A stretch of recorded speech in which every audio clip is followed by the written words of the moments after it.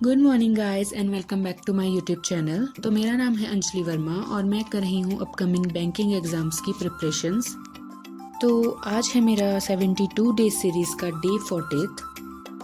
क्योंकि आज संडे है तो आज मेरे दिन की शुरुआत होती है कुछ लेट। तो मेरी सुबह होती है कुछ 8:30 के आसपास और मैं रेडी हो जाने के बाद आ जाती हूँ लाइब्रेरी, जहाँ पर पहुँच जाती हूँ मैं पूरे 11 बजे।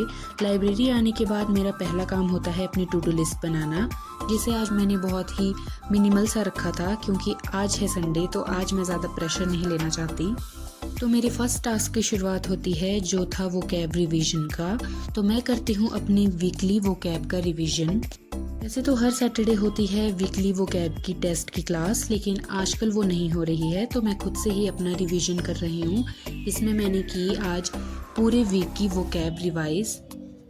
उसके बाद मैं आ जाती हूँ अपने सबसे वीक टॉपिक पर जो कि है एरर डिटेक्शन।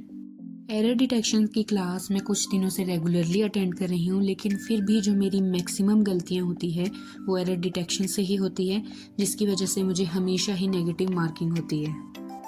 क्लास कंप्लीट करने के बाद मैं चले जाती हूँ अपनी लंच ब्रेक पर और ब्रेक से आ जाने के बाद मुझे लगाना था अब अपना फुल टेस्ट। लगाने से पहले मैं करती हूँ अपना एक छोटा सा रिवीजन, जिसमें मैं रिवाइज करती हूँ स्क्वायर, क्यूब, टेबल्स और फ्रैक्शंस। मॉक टेस्ट को लगाने से पहले मैं लगाती हूँ अपनी एक मिनी क्विज, जिसमें सिंप्लीफिकेशन के होते हैं 10 क्वेश्चंस और अप्रोक्सीमेशन, क्वाड्रेटिक इक्वेशन और मिसिंग नंबर सीरीज के होते हैं 5 क्वेश्चंस।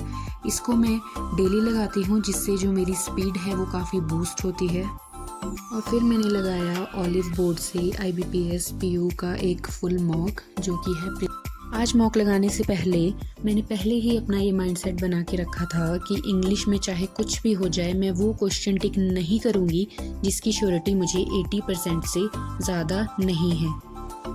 लेकिन फिर भी जैसे ही टेस्ट स्टार्ट होता है मेरा दिमाग काम करना बंद कर देता है और मैंने ऐसे ऐसे एरर डिटेक्शन के क्वेश्चंस में ऑप्शन सिलेक्ट किए थे जिसकी वजह से मेरी नेगेटिव मार्किंग बहुत ज़्यादा हो चुकी थी। क्वांट्स में मेरे साथ कुछ ऐसा होता है कि जब मैं टाइमर के साथ क्वेश्चन सॉल्व करती हूँ तो मेरे आंसर ही नहीं आते, लेकिन जब भी मैं मॉक को एनालाइज करने लगती हूँ तो उस टाइम पर मेरे सारे क्वेश्चंस बन जाते हैं इजीली। तो मैंने यही सोचा था कि मैं 15 से 16 तक क्वेश्चन ज़रूर करूँगी ताकि मेरी स्कोरिंग अच्छी आ जाए। और रीजनिंग में तो मैं यही सोच के चलती हूँ कि बस मैं 30+ अटैम्प्ट कर सकूँ।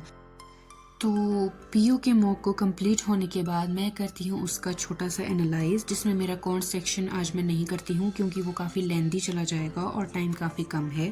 तो फिर मैं करती हूँ अपना IBPS क्लर्क का मॉक टेस्ट स्टार्ट। जब भी मैं क्लर्क के मॉक्स लगाती हूँ तो हमेशा ही मैं मन में यही सोच के जाती हूँ कि पहले मैं ये वाले पोर्शन अटैम्प्ट करूँगी और इसको मैं लास्ट के लिए रखूँगी।